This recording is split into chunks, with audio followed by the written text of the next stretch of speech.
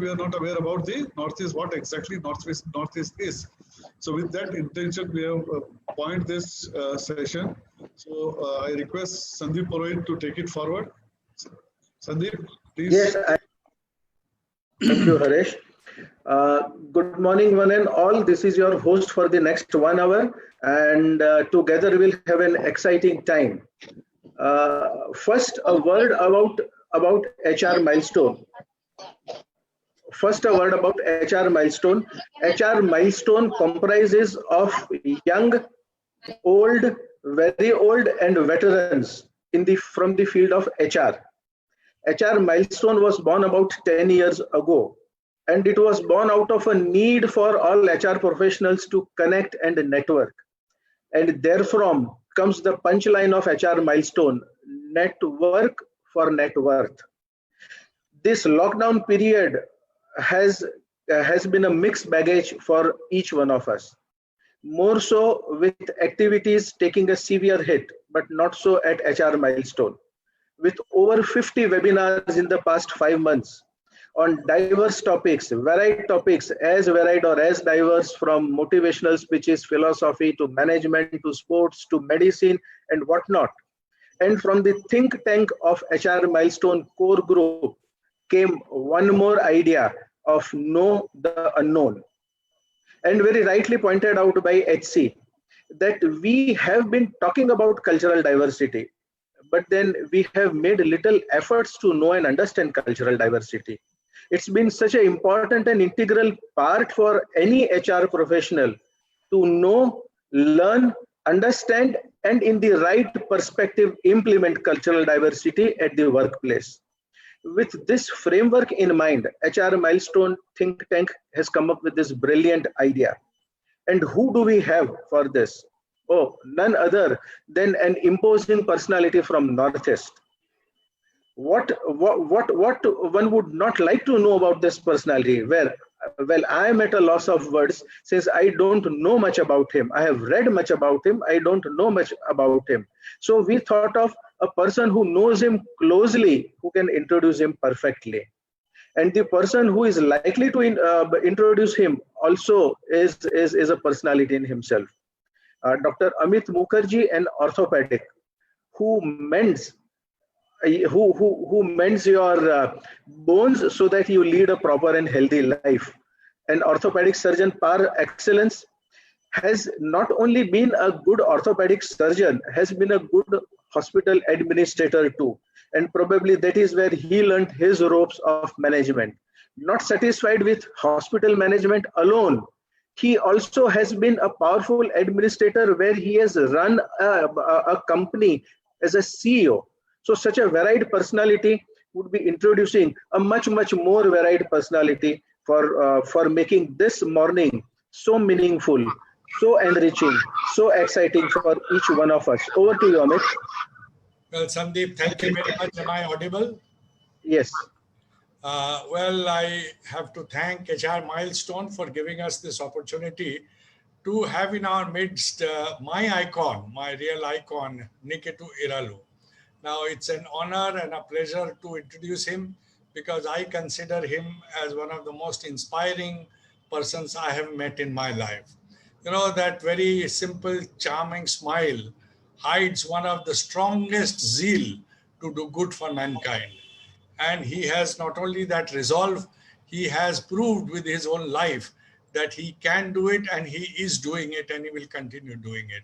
Since 1957, Niketu has been associated with a great world ideology, an ideology that spans the whole world, that is based on a very simple philosophy that if we really want to change anything in this world, then the logical and simplest way to begin is with oneself.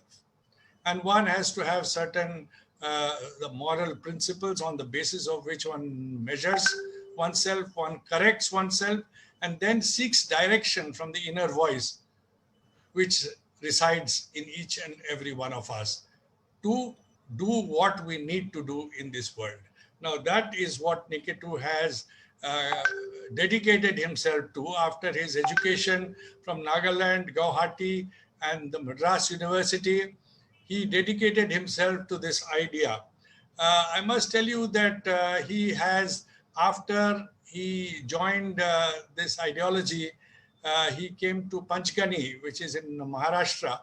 There we have a wonderful center, an international center called Asia Plateau, which he was the director of for many, many years.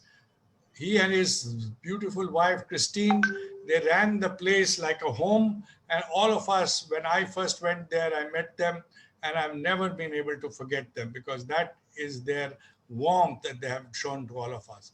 But not happy with just doing there, he handed over the reins and the directorship to other people.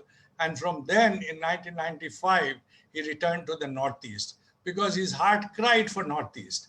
The Northeast, as you know, is a hotbed of the violence, addiction, young people not finding the right way in life. So Niketu dedicated the rest of his life for that. He did two things. First of all, he tried to fight addiction in the family and in the youngsters of Nagaland, which was a great, great problem in that part of the country. With that, he found the two big organizations, the Naga Mothers Association and the Kripa Foundation, and they run practically one of the most formal, best institutions to tackle addiction in that part of the country. But Niketu goes much beyond that. He has been dedicated, he himself is one of the headmen of one of the tribes of Nagaland.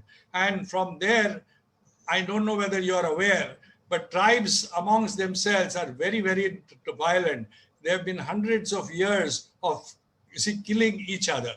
And it doesn't seem to end, because you kill one and then that goes on from generation to generation. And I must tell you that one of the best things I've learned from Niketu is when he said that hate, if not transformed, gets transferred from generation to generation. So who will break that chain of hate? You see, Christine, his a wonderful wife, did a wonderful song in one of the international presentations called "Who Will Break the Chain of Hate?" And between the two of them, that is exactly what they have been doing. They have been trying to break that chain of hate that stops the violence in the Northeast. His uncle Fizo, by the way, was one of the first people to start the Naga movement. And when the Indian government brought back Fizo from England after his death, they looked to Niketu to bring him back, because he was the only one they thought who could bring not only Fizo, but peace to Nagaland. So I am very, very grateful and honored to be able to introduce this icon for me, Niketu Iralu. Thank you so much, Amit. That was a brilliant introduction. And had it not been done the way you have, people would not have understood or realized the true worth of Niketu.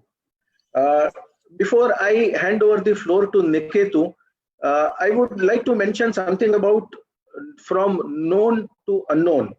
All HR professionals, some point in time in their careers, would have known and would have practiced, probably would still be practicing something known as the Johari's window. And one of the windows of Johari's window mentions about knowing the unknown, or mentions about the blind spot where you are not aware of your own self and others are also not aware about you. Probably this series called Know the Unknown is likely to be a journey into knowing the unknown, trying to discover so many things that are lying in and around us, but then we are unknown to them.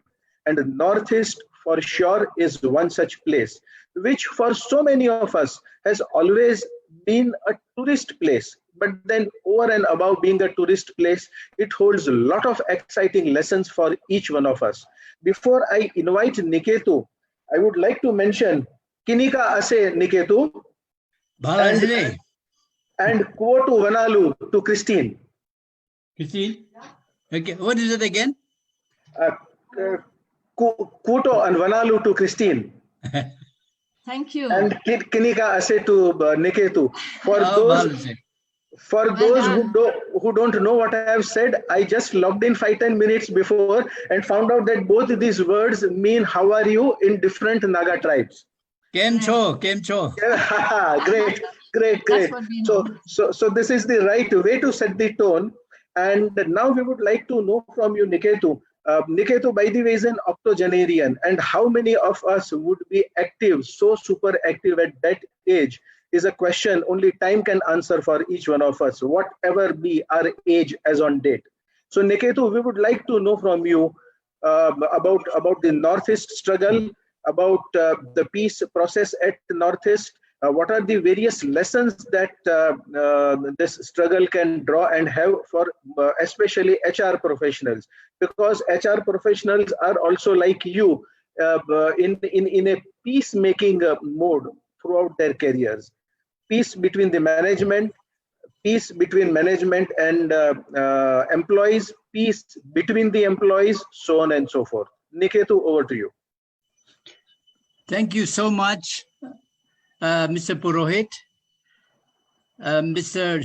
Harish Chaturvedi, Dr. Amit Mukherjee, and all of you we are together today. I'm very touched by your very generous introductions, and at the same time, I am having some fear lest I can keep up the picture you have portrayed. Anyway, thank you. Amit, you are very, very generous. Thank you. And if I am to say what I think of you from my side, there'll be no time, so I'll just add that, just thank you. A man I immensely respect. I've heard about this milestone organization and your emphasis on the human beings being important. And I think it is called planning for development as if human beings matter. I think things are important, definitely, for development. Material resources are so important, but people are more important than things. I think that is a very important truth to be brought in all our searches. And so I am taking part in this conversation with you with immense respect for what you're trying to do, a new thinking to be brought into the discussions taking place. I think I'll start with some anecdotes to go into the subject. I hope I can touch some of the ideas, thoughts you have mentioned that we should touch today. I'll read out what I've written so far. During the 70s, after a talk given at a college in Trichinopoly, Tamil Nadu, a large group of students surrounded me to ask questions. One of the questions was, "Where are you from?" I asked them to guess. Most of them said I was from China or Thailand, Japan, Korea, or Indonesia, and so on. Then a serious mathematics honors student stepped out and declared, "You are from England." I took some time to explain that Nagaland and Northeast India, where I come from, was part of India, connected to the rest of India by a very narrow corridor of land, then surrounded by Bangladesh, China, Tibet at the south, and Myanmar, today as it was Burma. Later, I was standing in one very busy part of Connaught Place, Delhi, during rush hour in the evening, selling Himmat Weekly, Himmat Weekly journal, published by Moral Rearmament, IOC. I was working with that magazine. I was shouting Himmat Weekly and trying to sell. The cover picture was of the Home Minister at that time, who was written about in the editorial. A young man came up and shouted, "Hey, you chap from China, why are you attacking our leader?" Some of the crowd heard him and came to find out what was happening. The crowd started to build up because he kept shouting. I kept shouting to the busy crowd about Himat. After the crowd had surrounded us, I asked the person, "Are you from Pakistan?" Beating his chest, he replied, "I am a red-blooded Indian. You should know." I replied, "You look just like a Pakistani I saw last week in Delhi." I find Delhi full of people who look like Pakistanis. I am Niketu Iralu from Nagaland, Northeast India, and I gave out my hand for a handshake. He said, oh, I'm so sorry. How much is your magazine? He bought it. And then all around us bought, and all the heavy pile I had were all sold. In Durgapur, sometime later, at the All India Congress Committee General Session that was taking place, I was there also again to sell Himat. I sometimes wrote for Himat and sold Himat everywhere. And the Congress Sevadal workers came to me and shouted, "You China, go away. Why are you disturbing our conference?" And they stoned me, threw stones at me. And then I was taken to the headquarters, where a secretariat official, IS officer from Writers Building, Calcutta, was in charge. He asked me what was the problem. I said, "I am from Nagaland and selling this magazine." And he told the others to go to hell and said, "Go sell anywhere you like." Anyway, these are things that I felt shows the dilemma. In the 90s, at a conference in Solomon Island in the middle of the south of the Pacific Ocean, before I gave my talk, I said I was from Nagaland, Northeast India, and asked if they knew my people and region. None of them knew or had heard of us. I decided to be imaginative and creative. I said, okay, draw a line from Calcutta to Lhasa of the Dalai Lama's Tibet. Then another line from Lhasa to Yangon, Burma. Then from Yangon to Calcutta again. I said, this is the Nobel Prize triangle in Asia. I said, the world is going to realize that this is where probably the greatest concentration of Nobel Prize winners were. With 7 Nobel Prize winners, Sir C.V. Raman, Physics, Rabindranath Tagore, Literature, Calcutta, Mother Teresa, Calcutta, Peace, the Dalai Lama of Tibet, Peace, Aung San Suu Kyi, Burma, Peace, Professor Muhammad Yunus, Chittagong, Peace, Dr. Amartya Sen, Economics from Calcutta, and now we have the 8th one. It's, I think, Mukherjee or Banerjee, I'm sorry, it's the latest one. Abhijit Anyway. Banerjee. Huh? Abhijit Banerjee. That's right. And then they said, my gosh, we didn't know that you have so many people there. I said, my people are inside that triangle. And then the drama was building up.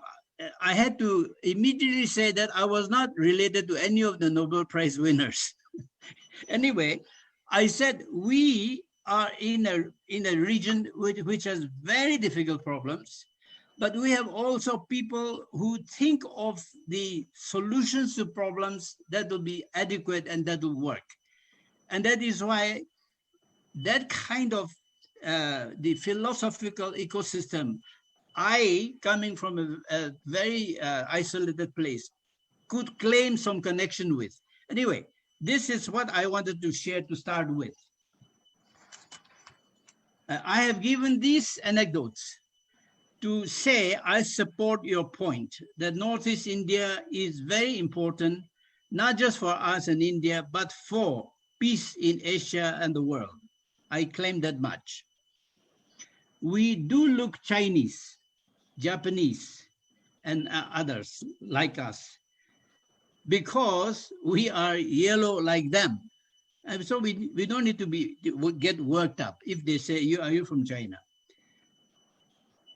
But the world is changing, and therefore on all sides, we need to understand that a lot of quick changing of our attitudes, our prejudices have to take place. The World War II Battle of Kohima, that's where I live, Kohima Battle of the Second World War. A few years ago, the British historians and museum keepers made a survey again to find out, now that the empire has ended, which battle will be the greatest battle, regarded as the greatest battle in British history. After a series of polling, they reduced the number from 50 to 20, 10, 5, and so on. And finally, Kohima was declared the greatest battle in British history. I'm saying this because history can suddenly explode in our villages and forests and fields, although we may not be aware of why, but because of the strategic importance of the region and in international politics.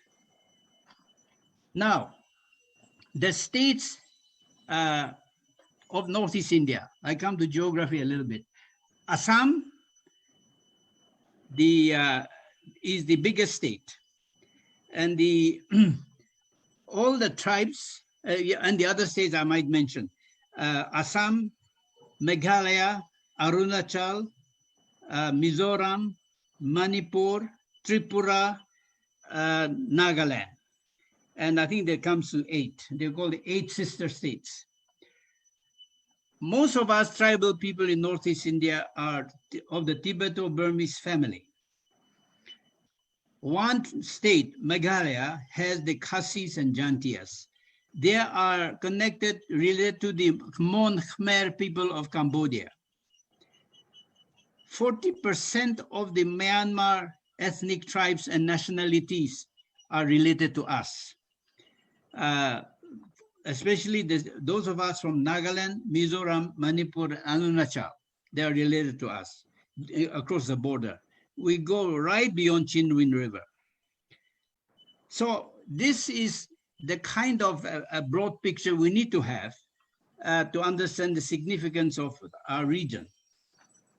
Policymakers who shape Delhi's policies for us have for a long time been bureaucrats and military and intelligence officers who tended to be feudal in their mindset and casteist, if I may say so. And so that has prevailed for a long time, but it is changing. One thing that I would like you to understand, and which ourselves we need to understand, is that we are a very, very young society in terms of modern history, emerging from a long past of history.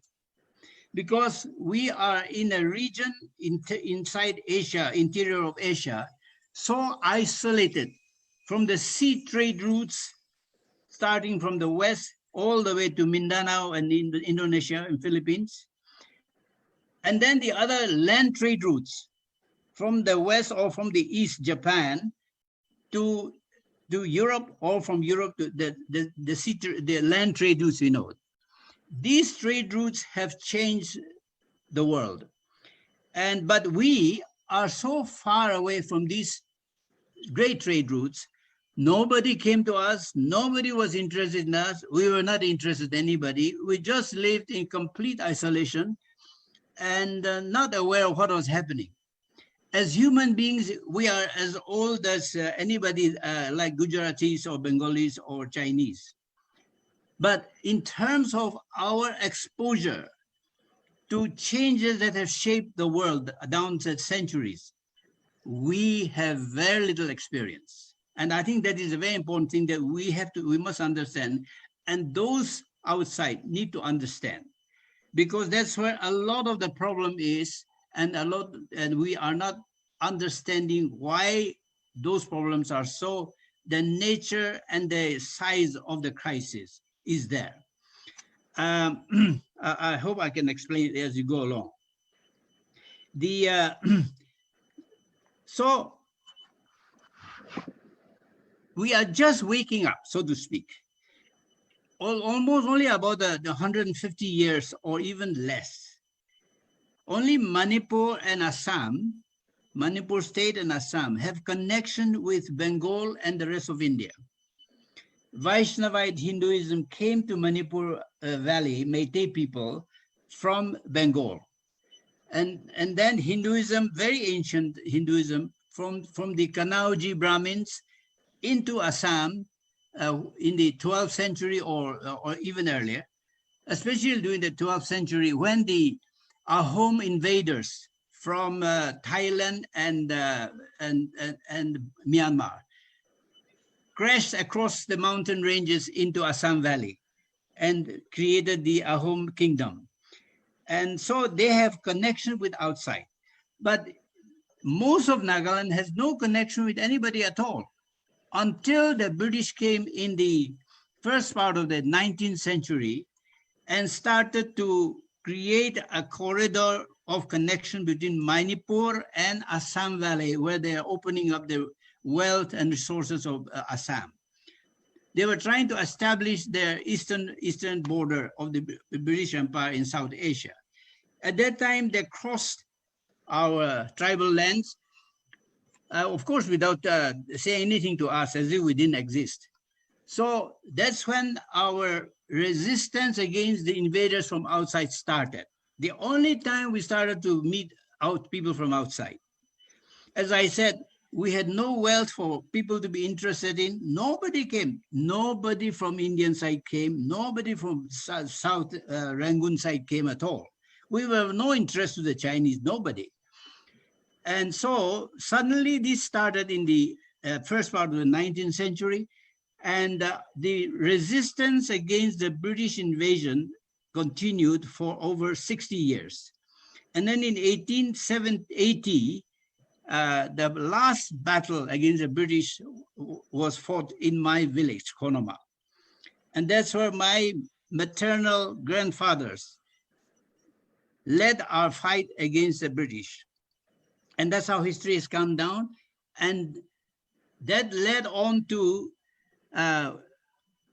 Naga Hills district, western part of the Naga people, became Naga Hills district of Assam province.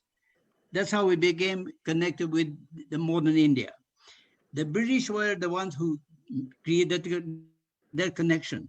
And then for a period of time, there was silence, and nobody heard about us again. But again, that's how, when the British came and in 1929 and said they were the Simon Commission to assess the wishes of the Indian people for reform measures. They came to Kohima also. That's when Naga said, if you are going, we fought against you. If you are going, then we say we alone have the right to decide our future. And they wrote a memorandum. And that's how modern struggle of Naga started, saying that that was the basis of our stand, that we were not against India, we're not against India, we're not anti-India, but we are saying that we have our own understanding of our history, and we are defending that. And so that is the background of today's troubles. Now, I feel that Northeast India, the key issues are human aspirations for identity, for self-respect, recognition, and human dignity. George Orwell, the famous writer, before he became a writer, he was a senior police officer in the British Imperial Services in Burma.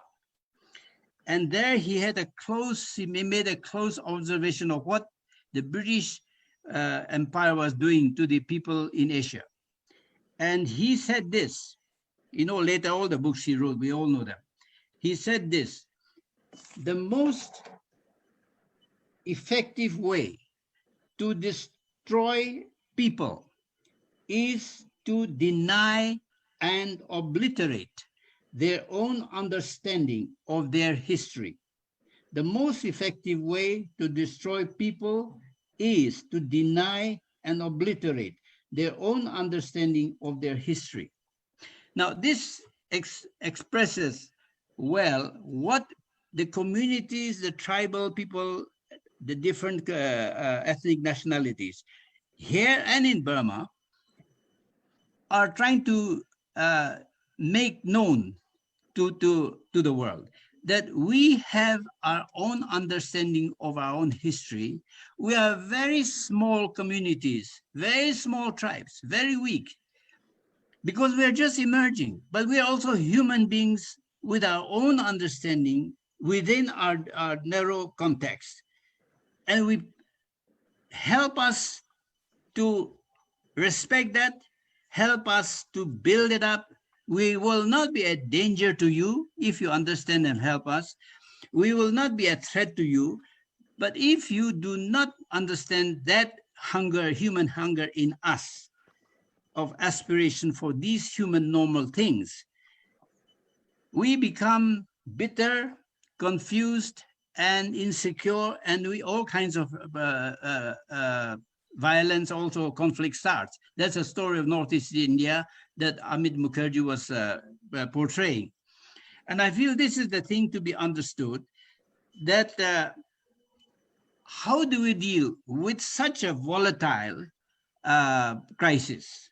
It's always exploding. It's always dislocating situations and conditions of life. I went to Madras University at a time when some of my best friends were going to the jungles to start the Naga struggle, led by my uncle Azad Fizo. I went and to get education to become a teacher. But I felt guilty that my friends were fighting for us, our aspirations, which I believed. And I was in a beautiful campus in South India. But that's where I was trying to understand why the purpose of my life. And that's why I met moral rearmament that was mentioned. And I saw that I did not need to be guilty, but that I was meant to give my life to deal with issues of insecurity, hate, fear, and the things that we quickly that stir us up. And then when we don't know how to meet those issues in our lives, because we are so we have no resilience at all, because changes are coming to us which we don't know how to cope with. We are easy victims of addiction, instant gratification, and so on. And I began to see that that's where I was meant to work out an answer for my life to take back to my people. And I did that by really trying to understand India. I traveled all over India, worked in different parts of India. I've been to all parts of India except Jammu and Kashmir and Tripura. The transformations that took place in my life were, I apologized to a Nepali family in Kohima, because although the father was below my father in the hospital in his official position, they were richer because they knew how to run a shop. And I felt that my father's salary for a big family disappeared into that shop. And I was jealous, and I wish somebody worse than me, a Christian, would go and destroy their shop. I wrote a letter to apologize to Sher Bahadur Chetri. And then I later apologized to an Indian trade union leader in Bombay for hating the people of India, and said, I do not know how to deal with it, but with hate in me, I will not help my people or anybody. And I've asked him to forgive me. And then I was honest with my father, a doctor. He was in jail as a political prisoner, mainly because his wife's younger brother was AZ-FISO. And he was feeling very humiliated because he was in the government, Assam government service all his life. And soon after he retired, he was put in jail. I wrote to him from college the places I had cheated him and the things I was ashamed of. And my father was so struck that he wrote back and said, "Thank you for your courage and your honesty with me. I do know how you, my children, feel about the way I have treated your mother. I promise I will treat her differently." My father came out and he did just that. He treated her differently. And I don't need to go into all these stories. But that kind of change and the immediate consequence that I saw in my father, it was so real that I said, this is just a very small beginning, but I am being shown the path I should take in order, if I'm to do something for my Northeast India, the region I care very deeply for. And of course, what the first steps of change I mentioned did not change Northeast India or India or the world, but I understood the battle between good and evil. I understood the stand where I had to take very clearly, and understood the role that the still small voice that Gandhiji talked about played in making a difference in the way we live out our lives. Whether we live to satisfy our own interests and agendas, or whether we live to see what is best and highest for ourselves, for our people, that the world will prevail. That's a clear choice.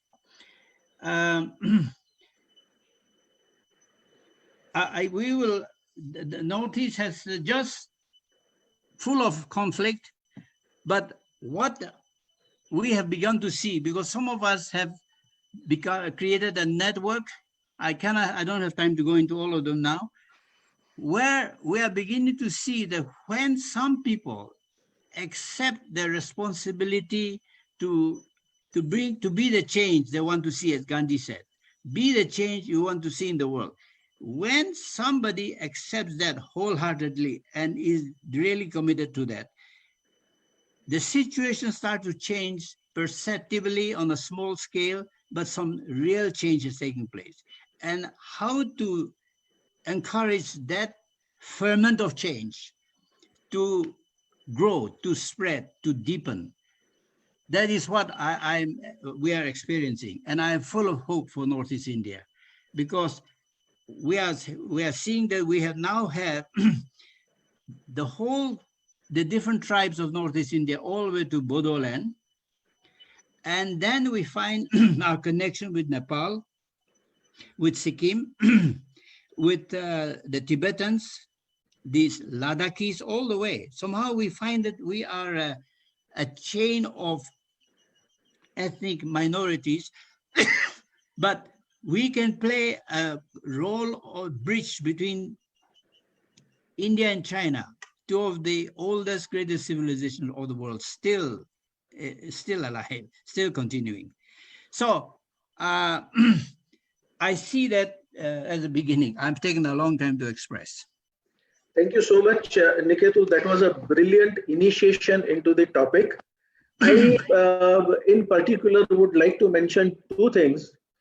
One, you mentioned about the peace triangle, where from 7 or 8 people have been awarded the Peace Prize, and we have already found the 9th one, and I'll let out the name at the end of this session of the 9th person. You also mentioned that many people mistook you as a Chinese or Japanese or a Burmese. Let me assure you that any Indian would be able to know you or recognize you even from a big crowd of 1,000 or 10,000 to be a friend of India, to be a part of Indian, for two reasons. And any Indian can immediately acknowledge and recognize peace in heart of a person and the glow of peace on the face of a person, and both of which we are able to see in you. So it doesn't matter from a crowd of thousands, we can easily identify that you are neither Chinese, you are neither Burmese, you are neither Japanese, you are a true blue Indian, true blue friend of India. I don't mind at all. I'm quite happy.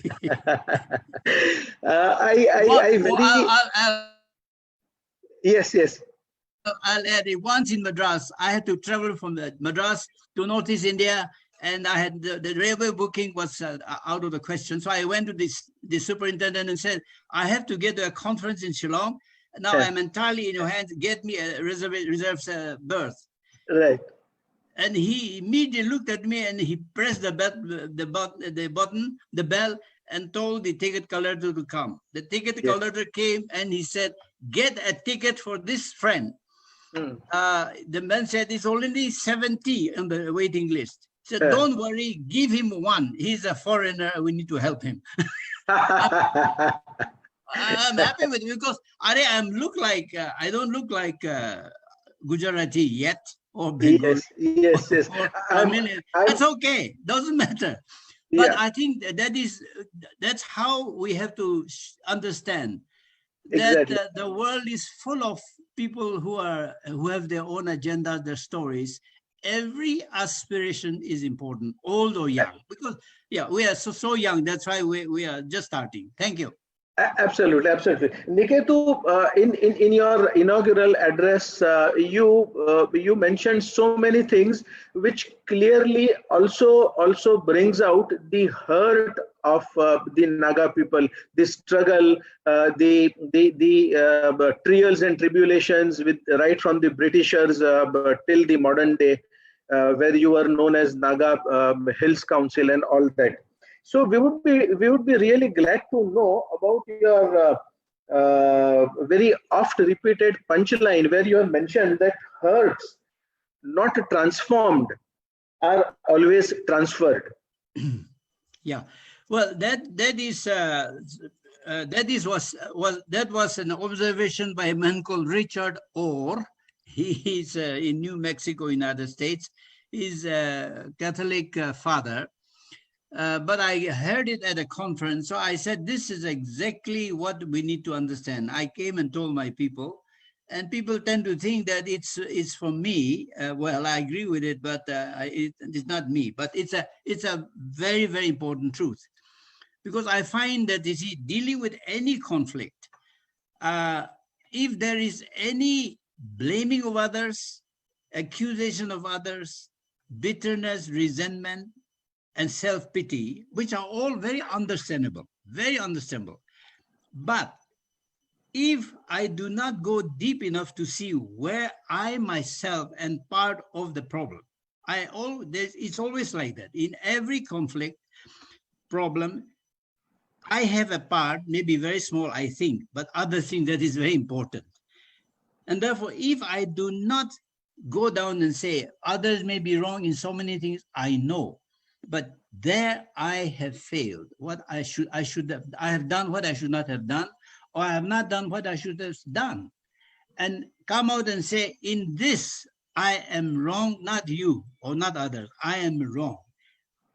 Forgive me, I'm sorry. If I can say those three magical things, I start to be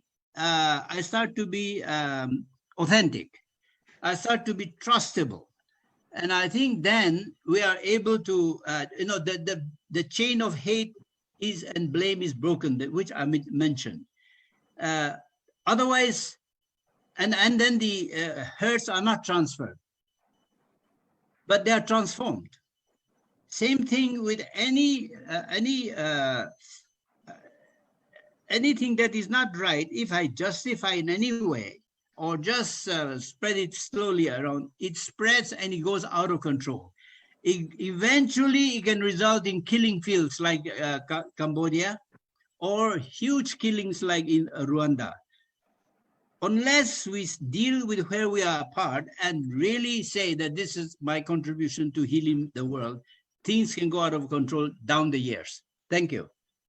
Absolutely, absolutely. In fact, the three things that you have mentioned hold very, very important management lessons, not only in the work setup, either business, either work setup, or the social fabric, even the family fabric. These are absolutely brilliant lessons that hurt at any point in time in any member of the family, the immediate family, the larger family, that is the society, or the professional family where you work, or the professional business family. If this hurt is not transformed in right way, and transformed in the right manner and at the right time for that matter, it would always get transferred, and that transfer would find a ventilation in a manner that can be harmful to the individual concerned and the society per se. That's brilliant. There is one more thing, Niketu, which is very close to your heart, and I have watched some of your videos, and you have been mentioning about the importance of trust. Now, trust is something so important for the social fabric in business, in careers, in corporates. One would always like to know from a person like you that how is trust built, how is trust nurtured, how is trust persevered, and how is trust preserved to make this world a wonderful place to live, to make this world a wonderful place to be in. I think to go deep enough to deal with where the mistrust has started. In 2000, all the Naga tribes got together. They created a platform called Naga Hoho, and I was made advisor to the first president, and I worked with that. And then the churches of Nagaland, together they formed a common platform, and the two bodies covering all the Nagas, they called for a reconciliation to be launched in our society. And so I was made a chairman of that reconciliation process.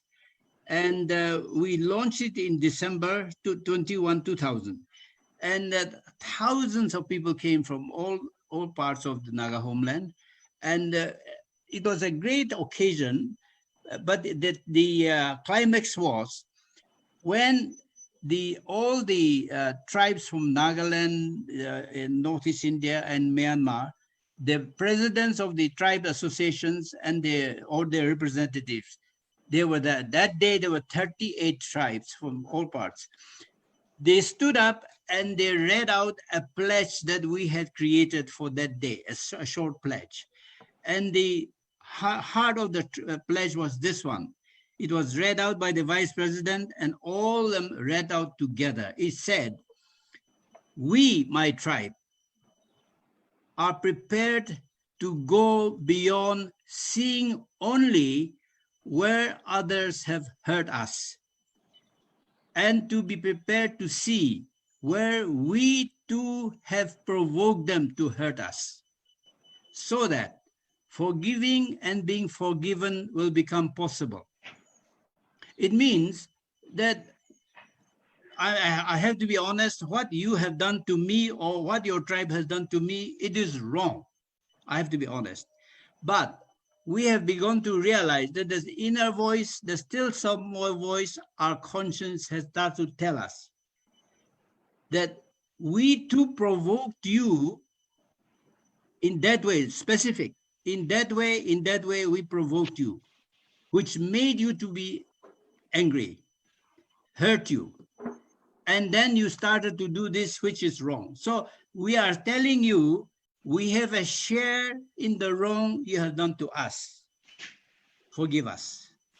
I find that enables both sides to trust one another. And we begin to see that. Now, in a small way, because our society is so chaotic. But we have seen that wherever we have reached that, where I say to the other person, the other tribe, and say, you have done wrong. It is wrong. I have to say, it is very wrong, horrible. But I have also to say to you that my tribe and we have begun to see that in that way, in that particular way, and that particular instance, maybe 2 or 3, whatever, I tell you, we also provoked you by our misdeed or by our mistake, intentionally or unintentionally. We provoked you, and we understand why you did this wrong thing to us. And therefore, we have a share in the wrong you have done to us. We need to help one another. We need to help one another because hurts are very, very deep things. And we need to help one another to do the right thing in situations like that. I find that if you go deep enough, trust is the natural outcome. And to sustain that, well, just keep being honest, that's all.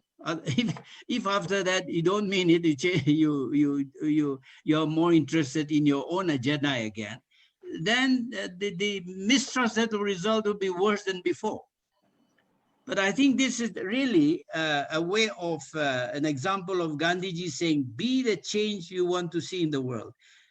When it's so doable, so attractive.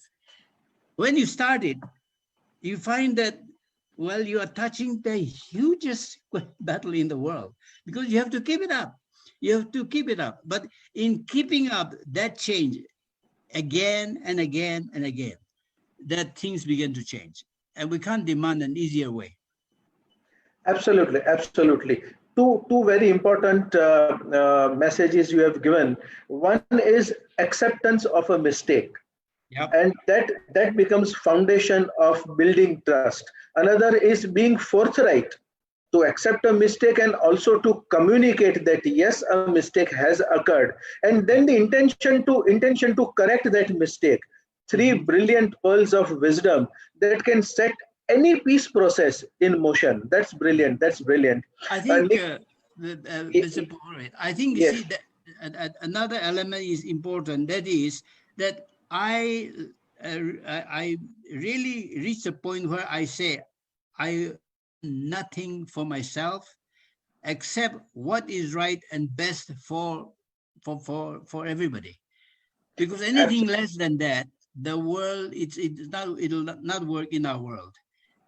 And that sounds very exclusive, but that is the deep enough position to take. And when you take that, the whole world is your battlefield. But one thing, nothing for myself. I mean, I've become a man who have been trying to be good for such a long time that my wife told me after we were married for 8 years, one day she was sitting there in our bedroom in tears. And I had given a very good talk in Panchgani in the industrial seminar on listening to the still small voice and doing the right thing and so on. And I came back and she was crying and she said, before you left this morning for your seminar, I tried to point out something where you were not honest. And you just rationalized it, and I didn't know what to say. So you have been trying to be good for such a long time. You have become quite good. But your refined dishonesty is very difficult to live with. And your refined bad temper is so difficult to live with. I don't know what to do. And I mean, that's what I mean. That is the reason Niketu, that we may mean so much to the entire world, but then our flaws can only be pointed out to one person, and that person is described as WIFE. Yeah, they are the smart.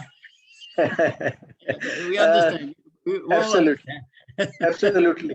And these pearls of wisdom being shared by you, Niketu, for the information of all concerned, let me share that are being simultaneously watched and heard by about 1,000 persons over Facebook really? Live of HR Milestone.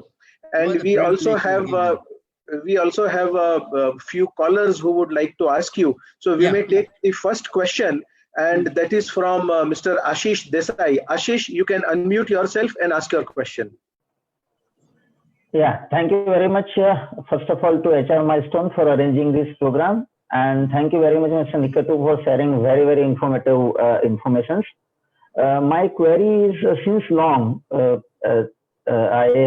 I studied with so many people from Northeast, which include Mizoram also, Nagaland also, and even from Manipur also. Oh, yeah.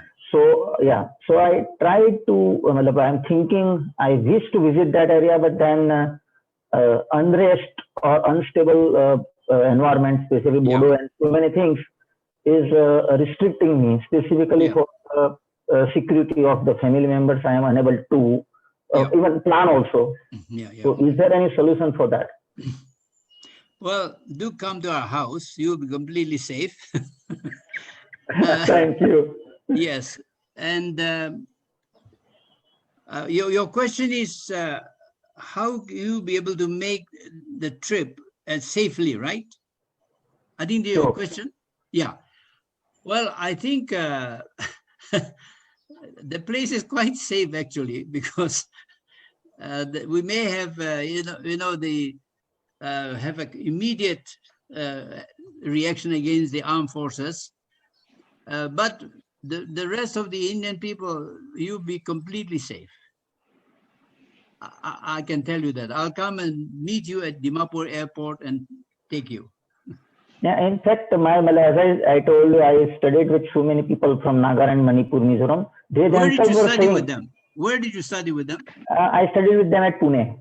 Oh, yeah. Oh, yeah, Pune, yes. So they were themselves were saying that it is unsafe, and what kind of peace we are seeing here in Pune. We were unable to see such kind of peace there, and so many things. I heard from them only.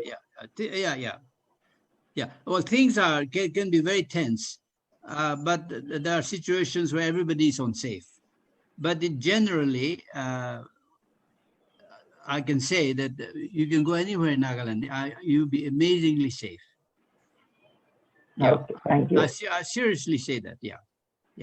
Thank you. Niketu, I have read your biography. I have read so much about you, tried to know so much about you from various sources. And one thing that has impressed you and helped you in your journey, in your activities so far, is a great influence that Mahatma Gandhi has had on you.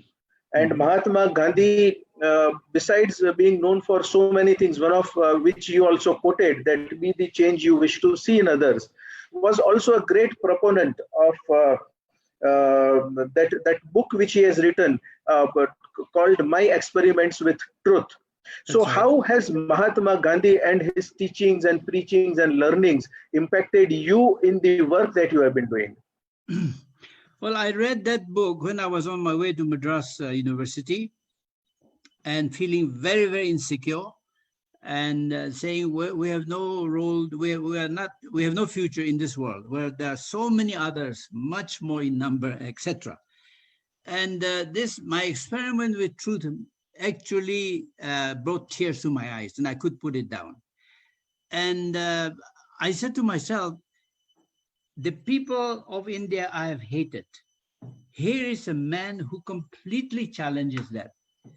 And this is something I never expect was possible in the world. You hate somebody and you generalize all of them to be bad or something like that. But here was a man whose honesty, whose transparency was so total, and he was, the truth was his message. Being truthful. And I don't need to go into all that, how he lived it out. And I think that began to give me hope. And he, of course, the still small voice, how he obeyed it, how he was honest with his father, the piece of gold he had stolen or whatever, and things like that. Putting things right, restitution for things that you should return to people. The practical ways to put things right. Small things, very small, but they are, Pascal said, the devil is in the detail and God also is in the detail. And if we don't deal with the details like that, I'm afraid nothing comes out, only hot air. And I mean, that's why when I met moral rearmament and I started to apply, I found it was really the same truth, the same concept. It was the still small voice. Gandhi said, the only tyrant to whom I bend my knee is the still small voice. I mean, with that, he defied the world. And he was not, he talked about keep the process clean. Keep the process clean. The outcome, we don't need to worry. Of course, I think that related to Gita's teaching. Absolutely. Yeah, please. Yeah, I mean, I said, my gosh, that's they belong to mankind. The hope for mankind is there. And when anybody, wherever you come from, even from a very, very isolated place like me, if I do that, I find immediate, friendship, openness, fraternity with anybody, because he doing that, she doing that, I doing that, we're going to the same source. That has been really heartening. You quoting Gita, Niketu, and that is about theory of karma, where Gita in Gita Lord Krishna says that you simply keep performing your tasks, doing your duty. Don't worry about the outcome. And incidentally, this particular month, which is for Hindus a very sacred month known as Purushottam Mas, the reciting of chapter 15 of Gita is very, very important and relevant. And it's very heartening to listen from you quoting Gita. We might be in a position to take one or two questions. So I think we have our second caller, Kishore Mukherjee, a great friend of yours. Can you send me the English version of chapter 15 by when you are able to manage? Yes, I'll send it across. I'll send it across. My Gujarati is only Kemcho, so. So we have the Kishore Mukherjee, who has been instrumental in arranging this webinar, this brilliant conversation with you. So we have our second caller here. Kishore, floor is yours. Oh, my great friend. Yes, Kishore, unmute yourself. Can you hear me? Yeah, Kishore. Yeah, I actually wanted to tell, want you to tell the group that, the personal change, the individual change, not only brings smaller changes, it affects, it creates changes all across the society, country, economy, everything. And I'd like you to give a little brief description of how Meghalaya was created because of the change in the individual person, how a state has been created from the Assam provinces. So that shows a little light. Is the first thing is that trust that you said, the inspiration, as well as listening to the still small voice, how a relationship is built which creates a state by itself. So please. Right. In 1968, Stanley Nichols Roy, the General Secretary of the Hill People's Party, meaning Jantia Khasi Garo, which later became Meghalaya, he came across moral rearmament, IOC, in Delhi. And then he decided he heard the stories of how change in an individual affected the situation he was a part of, and that's how larger changes could come about. He heard stories of people like that. So he said, I want to find out more because this is most relevant for our crisis.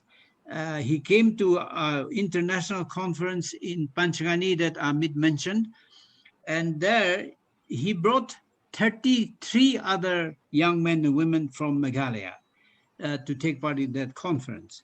And there he listened to stories of people, how they had put things right in their own lives. including people in political situations, and how a change affected the socio, political, economic problems in the respective situations.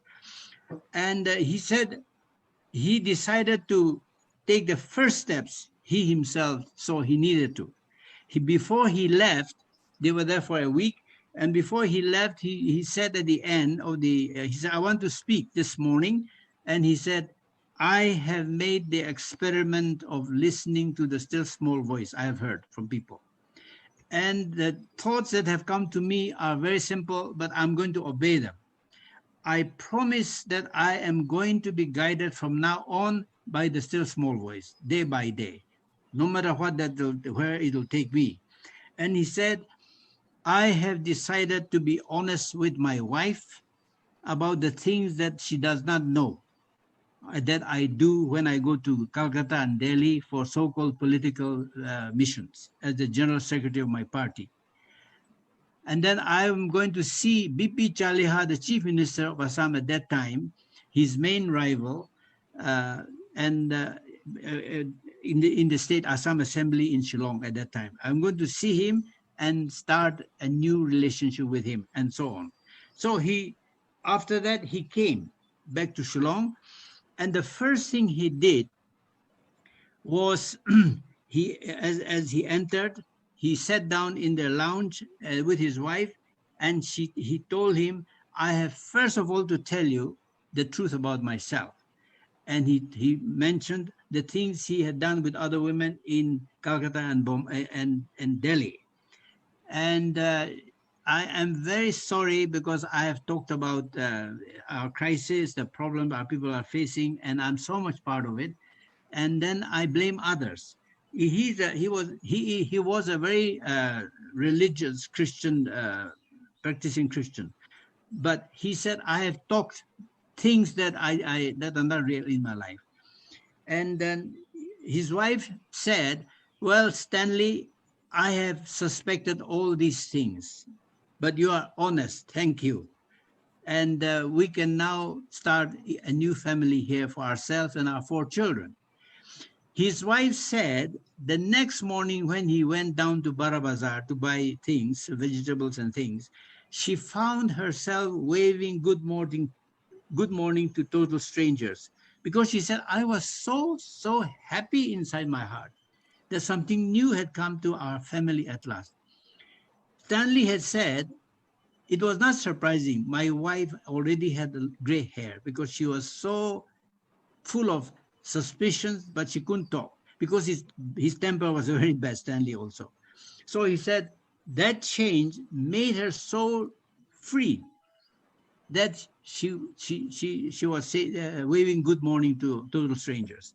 And Stanley went to see the chief minister of Assam, a great man.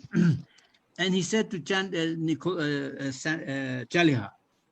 Chaliha, I am a leader of the tribal people in the hills. I have thought only of us minority tribal people and our own interests and our concerns, but I have never thought of the people you lead, your Assamese majority people in the Brahmaputra Valley. I realize that a leader cannot do like that. I should be equally concerned about the concerns and problems of your people. I want to say I'm sorry for that, and I want to see how I also think of the needs of the whole Northeast with you. And we tribals tend to just think that others, the bigger problems are other people's responsibility. We are going to concentrate only on our own problems. And then that completely surprised the chief minister. Soon after that, they held a joint program in the State Assembly building, and I had the privilege of being there that evening. And they showed a film demonstrating how change can come to a political situation through its leaders being honest and being transparent about where they had done wrongs to their society. And the program was introduced, A letter had gone to all the MLAs, signed by the two of them in the invitation letter. And Chaliha, introducing at the beginning, said, I am surprised by what I have found in my colleague Stanley Nicholsroy, the opposition leader. He has come and said to me, which I never expected from a tribal leader. And that shows I am also wrong. I do not have high expectation from the tribal leaders. Oh, they are tribal people and therefore they can't think more than that. I'm sorry, that has been my superior attitude. And he said, I want to introduce this program with you because we need to, if we have trust, restore trust among ourselves, everything is possible. And that was the beginning of a process that changed the whole situation. I won't go into the whole story. It led to the government of India finally responding and saying that now we can bring in a step-by-step change.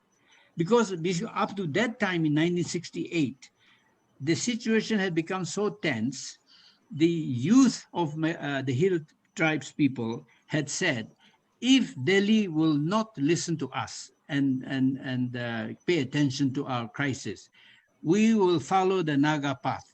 And we know, and the bridges from Guwahati to Shillong were already being guarded by military installations with the machine guns to protect the bridges.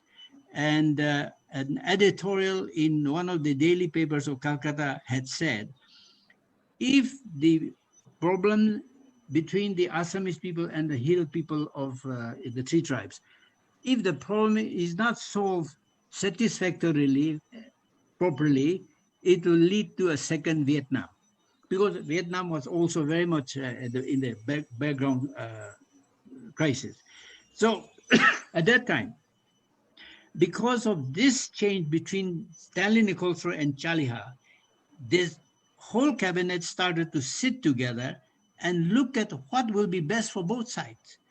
And at one point, Chaliha took Stanley Nicholsroy and Rajmohan Gandhi, who had come, and some of us, we went to tour Assam Valley.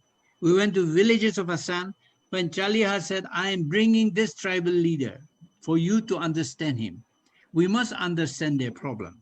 We want him to see our people, and we must understand them. A completely new atmosphere came in, and that led on to first a state within a state solution was given, and that enabled Delhi to go on to the next stage of creation of Meghalaya state without bloodshed and violence. And the governor of Assam at that time, Mr. B.K. Nehru, he gave the budget speech, the last budget speech, where the hills people and the Assamese people sat together.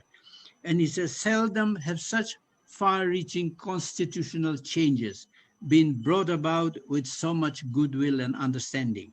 So it was something that's only a small situation. But if that had not been transformed, it would have been transferred.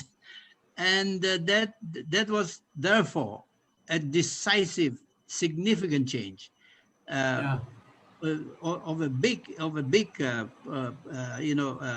consequential change.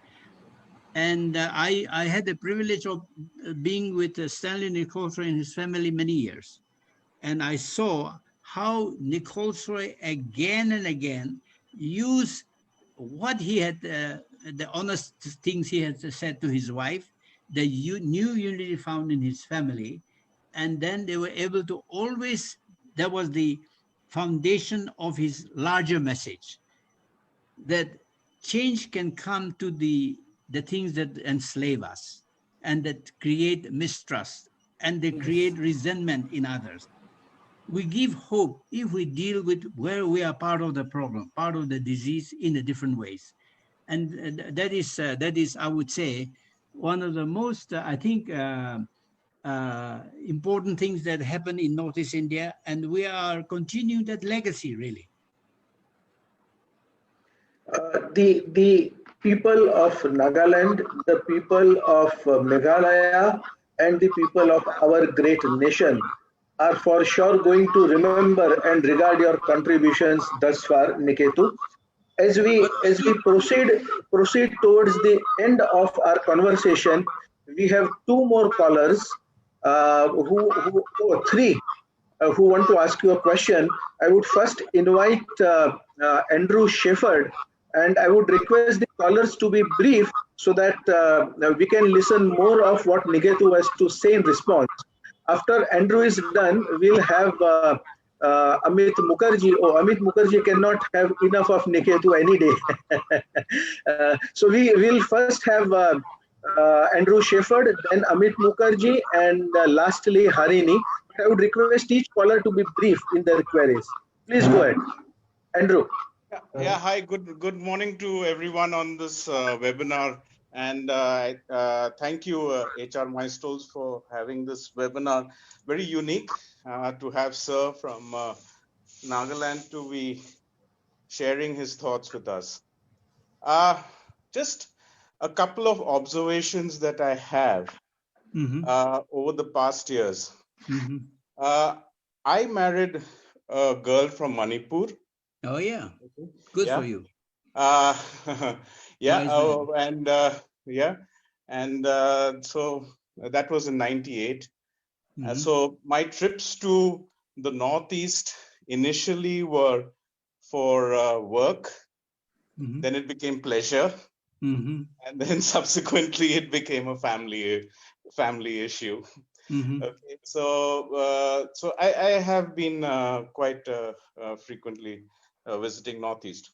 I would like to recollect, my very first visit to the Northeast.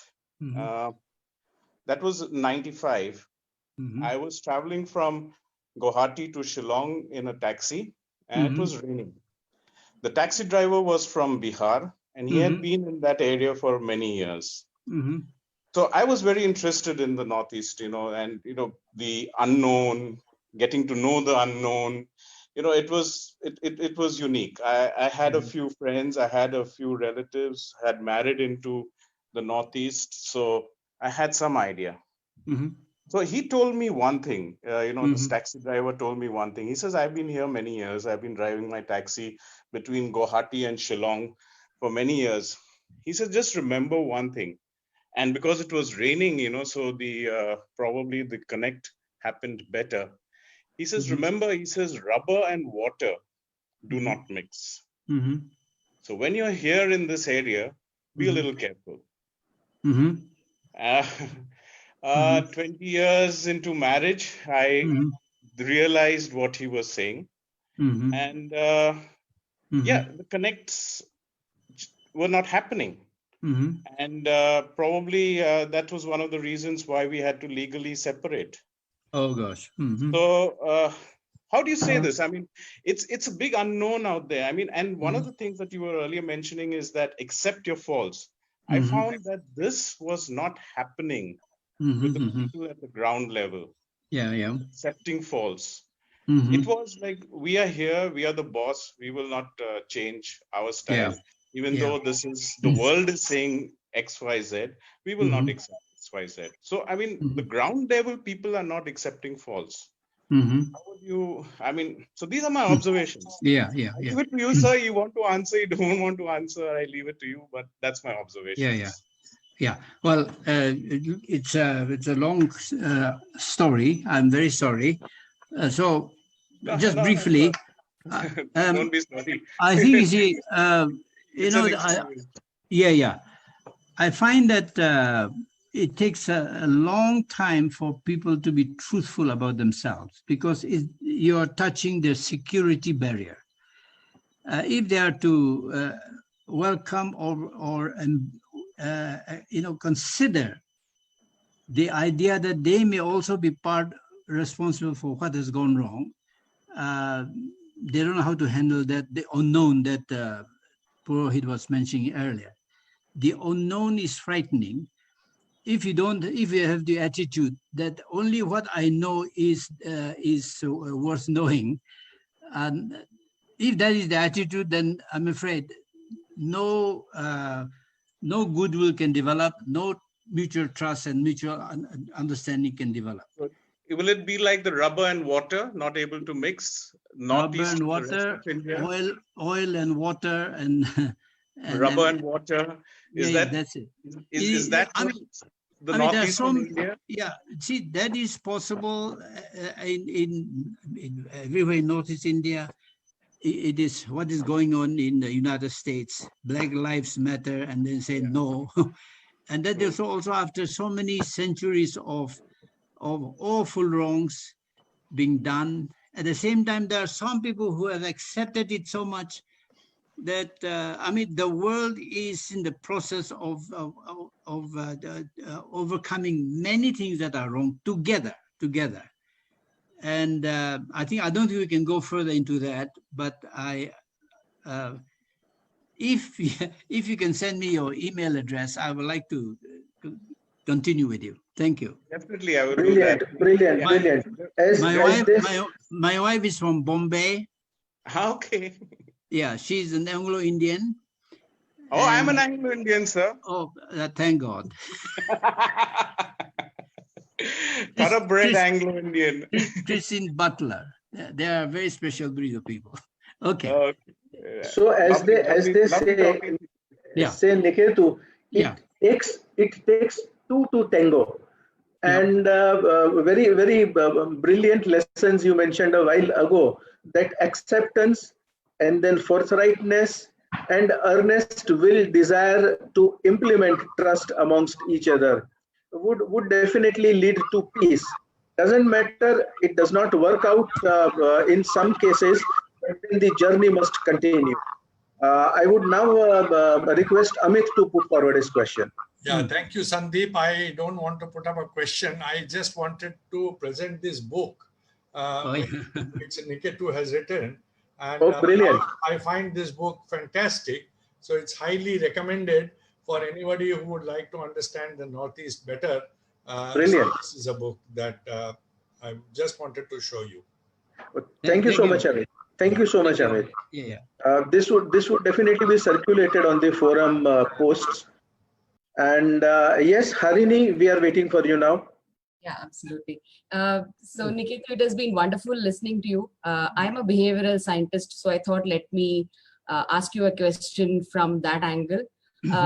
I heard you speaking a lot about trust, and that was amazing because I'm working very, very seriously on building trust as a fabric in organizations. That's what I do for a living. I'm also working on building trust in between people, because that's what really makes the world a better place.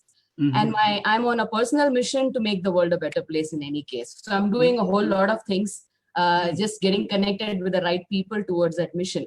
So while I heard you, I just had one question, but probably the book that Dr. Amit Mukherjee showed kind of answers my question, and I'll surely get it. Talking of trust, I think the most important thing for trust to really develop, the first and foremost thing is to create a lot of awareness. A lot of time distrust or mistrust happens when people don't know what's happening on the other side. And I think when it comes to the extent of diversity in our country, and the kind of languages, and we don't know most of the languages, etc., the trust and the distrust happens very, very easily because we just don't know what's happening on the other side. So what can we do as citizens of this country to actually know the unknown? Of course, there have been movements, there have been books, there have been forums, we hear people speaking, we read articles, but what else can we do as the citizens of the country? Let's say my school-going teenage children, how do I make them know the unknown? Are there simple ways that we can do it? What are your thoughts?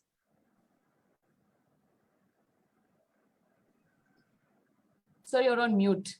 Niketu, you have to unmute yourself. Okay, sorry. Yeah, okay, please. again? Yeah. Yes. I think from my own experience, those of us who believe it is important should be so convinced and committed that even if no one will respond as quickly as I expect, or the world, I will continue because there is no other way that is right. And because this is, anything else will not work in this world. But if enough show that, others will say, well, he means it. He means what he says. And he's quite happy doing it. We have to be happy doing it. Other people will say there's something wrong with that guy. And I think somebody said Gandhiji had his sense of humor as a Mahatma Ji, but he was above all humorous man. And he had, because he was happy, because he knew what he was doing was right. And the most important thing, the only worthwhile thing. And he looked at everything else as part of that thing that has to be taken forward.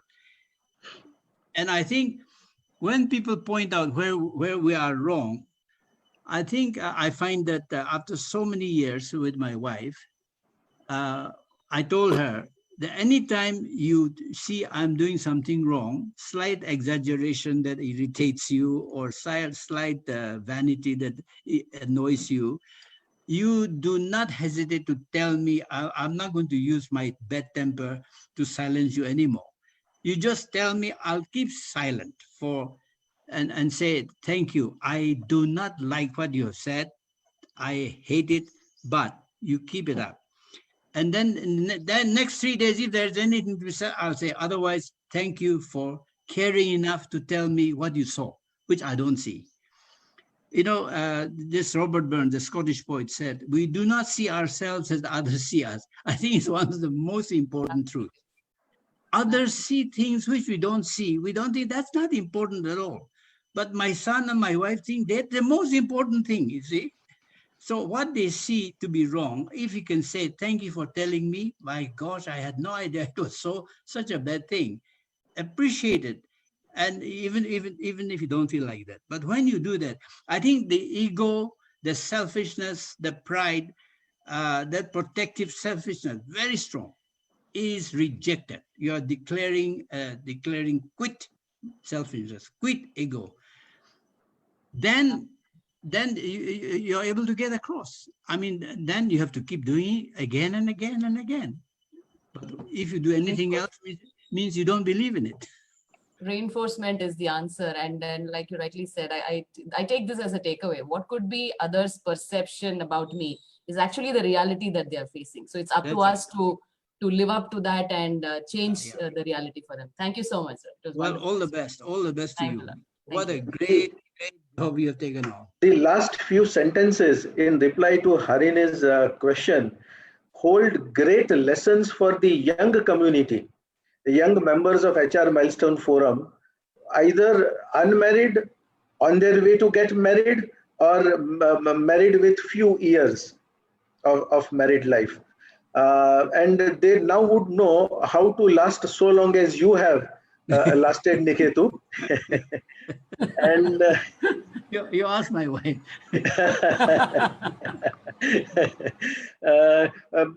Niketu, permit me to share one little secret, one little personal secret that I got to know from you only a couple of days ago when I was conversing with you, me and Kishore.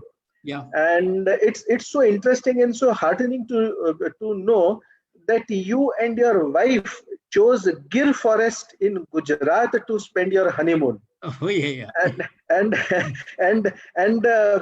mean, Nagaland having such a lovely landscape, such dense forests, but then the choice was Gujarat. Could you foresee Gujarat from Mahatma to the incumbent prime minister that you chose it to be your honeymoon destination? My gosh, my regard for Gujaratis. But we were married in Panchkani that Amit mentioned. We were married there, so it's much nearer. But our friend Bharat Dixit from Baroda, he said, I know you should go there. And it was August, that no tourists to bother you, and only lions and hyenas and other animals. And so he arranged. So we went there. It was the right place. And we were able to see 2 lions performing their jobs. And then we went to all these places. We went to Somnath. It was a profound experience for me. Standing there, its history, I understood the great spirit of tolerance of the people of India. And I just stood there and said, my gosh, this is why India gives hope to the world. And it was one of the deepest experiences of going anywhere in India. I said, I've been to so many parts of India. We were in Porbandar, of course. We had to because of what we all hear about Gandhiji. We went to where he was born and all that saw. And then we said we needed to buy pomfret fish. We were cooking by ourselves. So we went looking for to buy fish in the market. We went up and down. We couldn't find anything. And then we asked the shopkeepers, where can we get pomfret? Because Gujarat, Porbandar is famous for this fish. He said, don't you know that this Mahatma Gandhi state, we're all vegetarians. I said, but the biggest export rate of pomfret fish is from Porbandar, I hear. Anyway, I saw that they're great management people. They could handle both. Anyway, that was why we went there. And it was a very important experience for us. There in the forest, in the Gir forest, we saw Africans who settled down there. And they were all wearing Gandhi caps and khadi. But you look at them, they're all Africans. Anyway, that's a different story. Thank you. Thank you so much, Niketu. And while we finally close this session and sign off, I have a few things to recollect. First of all, thank you to our great friend Kishore for organizing this entire thing. Thanks to Amit for introducing you so nicely, but still we feel that we don't know much about you. Even after this 1.5 hour session, we think there is much more remaining to be known about you. And thank you so much, Niketu and Christine. This has been a very blessed and interesting and exciting session. I would only like to remind you that I of course don't know how many years ago you visited Gujarat, but then your Gujarati guide or Gujarati host at that point in time also would have told you Avjo. And Avjo for a Gujarati means that do come again. Yeah. And this morning, this group of Gujaratis, when I say group of Gujaratis, all those who stay in Gujarat are Gujaratis, would like to tell you that one of us is definitely going to pop up in Dimapur one fine day and request you to stay with you. With this, I formally close this session and hand over the session to HC for his closing remarks, if any. I'll just add one thing about the book. Sorry, Mr. Chaturvedi. The book that Amit showed, it was emergency edition. The real thing is going to come out. I have only a few copies of that one that Amit showed you. Because of pandemic, you could not do the proper, the main publishing. So I have a few copies only at the moment. Thank you. Okay. Excellent. Great. It was great. And can I request everyone to on their video so that Eli can do her job. Yeah, all of us, please be on video mode. Everyone. So Haley can complete her. And whoever is on phone, I also request turn it to landscape so that you fill the screen. Sir, today I am at my mobile. If you're logging into your phone, turn it to landscape. Yes, come on video, Haley. Can take anyone. Targi, please. Ajay Singh. So, thank you, Niketu. Thanks. It was a wonderful session. And honestly, a tip of an iceberg we would like we got from you. And as Sandeep Bhai has said, that some of us will be definitely dropping there at Dimapur Airport and waiting for you there. So thank you very much. Thank you, Sandeep Bhai, for such a nice hosting. And always being a family member, we take this privilege. At last moment, we request you, yes, you take it forward. Thank you. Amit ji, thank you. Amit ji, we want your session now. So be ready and give us a time when we can have your session. Thank you, sir. And Thank you. last but not the least, Kishorji. Yes. Thank you very much. It was very interesting proposition, and it has ended into the expected way what we are thinking. I hope you are also happy with this session. Thank you, everyone. I get Thank you. Harish, can you? Am I audible? Yes, yes. Yeah, I was just thinking about it that HR milestone group of people. We have a lot of programs in Panchgani, Asia Plateau, IOFC International Center, and we can take a busload of people from Baroda to Panchgani to learn more about human being, to bring human into human resource factors. So we are, we have been so far been very busy with our policies and things like this one, but we would like to bring human more into the human resource. So Panchgani, nothing better than Panchgani Asia Plateau can help us in doing that one. So we would like, once the pandemic is over, maybe we would like to take this, we will take that opportunity to plan a program, take a busload of people of 25, 30 people. Of course, we will have to pay for this one, but don't worry for that. And we will go there, and maybe a week long, it is going to be a really a second foundation of anybody's life, wheresoever, whatever age they are in. So that's what my proposal is. Thank you very much, Uncle Niketu. Thank you. Thank you, everyone. Thank you, one and all. Thank you, one and all. Thank you.